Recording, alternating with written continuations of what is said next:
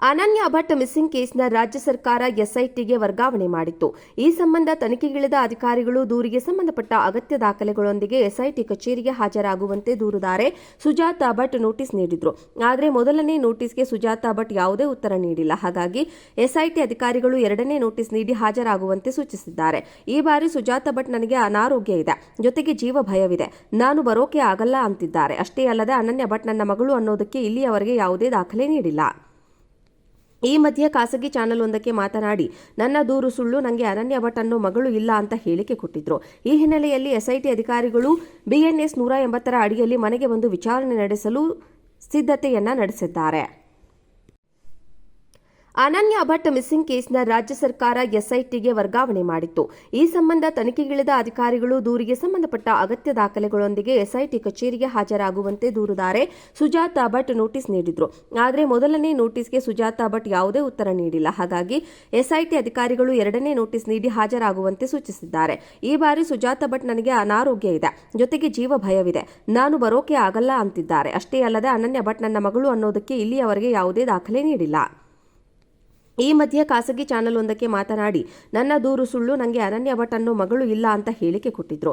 ಈ ಹಿನ್ನೆಲೆಯಲ್ಲಿ ಎಸ್ಐಟಿ ಅಧಿಕಾರಿಗಳು BNS 180ರ ಅಡಿಯಲ್ಲಿ ಮನೆಗೆ ಬಂದು ವಿಚಾರಣೆ ನಡೆಸಲು ಸಿದ್ಧತೆಯನ್ನ ನಡೆಸಿದ್ದಾರೆ. ಅನನ್ಯ ಭಟ್ ಮಿಸ್ಸಿಂಗ್ ಕೇಸ್ನ ರಾಜ್ಯ ಸರ್ಕಾರ ಎಸ್ಐಟಿಗೆ ವರ್ಗಾವಣೆ ಮಾಡಿತ್ತು.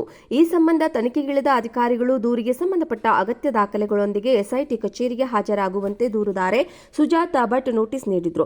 ಆದರೆ ಮೊದಲನೇ ನೋಟಿಸ್ಗೆ ಸುಜಾತಾ ಭಟ್ ಯಾವುದೇ ಉತ್ತರ ನೀಡಿಲ್ಲ. ಹಾಗಾಗಿ ಎಸ್ಐಟಿ ಅಧಿಕಾರಿಗಳು ಎರಡನೇ ನೋಟಿಸ್ ನೀಡಿ ಹಾಜರಾಗುವಂತೆ ಸೂಚಿಸಿದ್ದಾರೆ.